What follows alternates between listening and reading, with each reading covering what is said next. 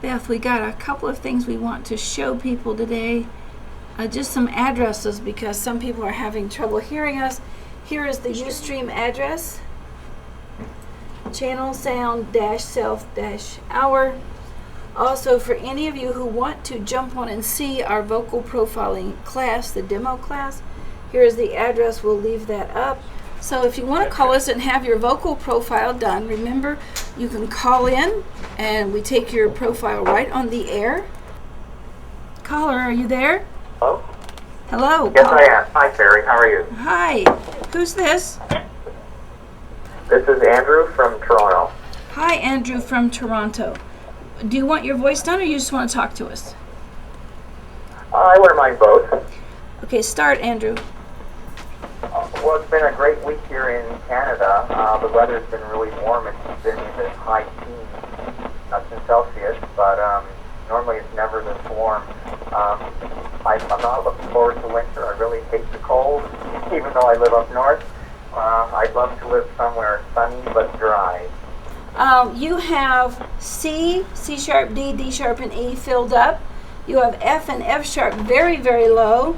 And then you have G, G sharp, A sharp, and B starting up again. This shows a clear distinction between left and right hemispheres. You're caught between, I really want to think and talk about this in an evaluative kind of way. No, stop. I just want to react. I want to create. I want to manage. You're caught between the two of those. And now we've got a printout of you. If you ever had to lie to see justice done, you would do it, but your sense of justice, because your sense of justice does not always jive with the law. Is that true about you, Andrew? Should we be concerned?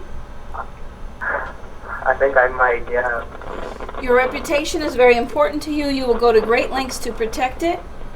You can be fussy about your physical... Yep, that's very true. You can be fussy about your physical space. It needs to satisfy no one but you. Sometimes you spend a lot of energy trying to get even the smallest detail correct. Does this sound like you, Andrew? Wow, the comment about getting the details correct is 100% true. Like, everyone says, like, I micromanage and that they can't believe how much detail I go into. Well, the computer got you, Andrew. Are you surprised that the computer was able to detail who you are so perfectly? I am a little bit, yeah. I'd like to find out, since I'm detail-minded, I'd like to know what's behind the program that it can pick this out in me and identify it so accurately.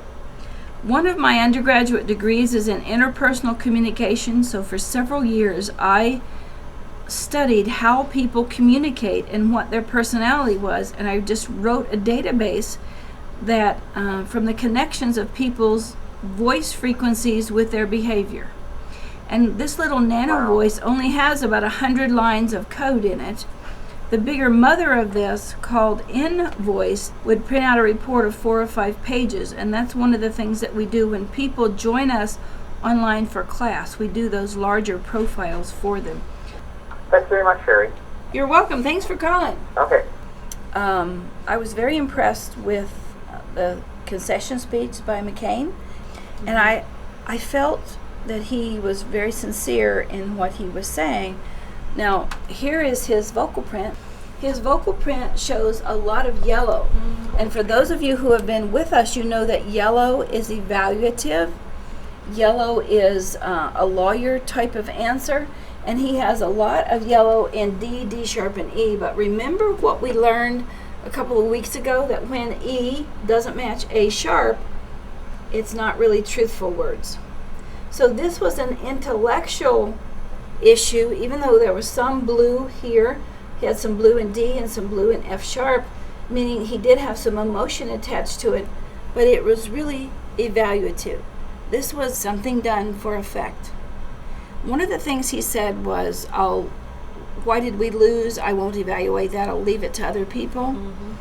And then shortly after that, people started blasting Palin about she lost the election for him and she was a rogue and a maverick and whatever. When he said that, it was done for effect, evaluative effect. It was not heartfelt. Well, go on down and look at what his printout says.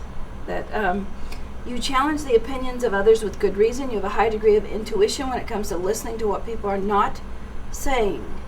And just like Andrew, if you ever had to lie to see justice done, you'd do it. So that's something Andrew shares with McCain. But I really wanted to think that McCain meant all of that. And it was very mental. It was not heartfelt.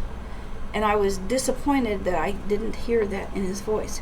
I could hear that he didn't have his morality behind his words, and that's this combination of E and A sharp. His E, normal is 44, and his E is 90, and normal for A sharp is 44, and he has 0. So the E and the A sharp do not match. His words were either not his own or he doesn't feel them. He has no morality behind the words. I'm disappointed in that. Can you open Obama's? Mm-hmm. He started out by talking about dreams of our forefathers. And look at he has a lot of blue in here. So a lot of emotion.